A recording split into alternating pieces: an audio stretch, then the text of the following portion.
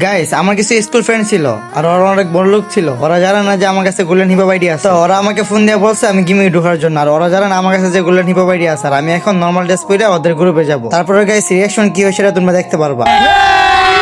আরে ওই দেখ দেখ জিহাদ আইছে। আরে তাই তো দেখ, আজ থেকে 10 বছর আগে যেরকম ছিল সে আজকে এরকমই রইছে। কিরে জিহাদ, এটা কি তোর আইডি? হ্যাঁ বন্ধু, এটাই আমার আইডি। দেখছো ওই ফকিন্নি মতো রয়ে গেল। দেখছো আমরা কত বড় লোক হয়ে গেলাম। আরে হো, ঠিক কইছো, আমাদের কাছে কত দামি আইডি আর ওর কাছে দেখ একটা বোর্ড আইডি।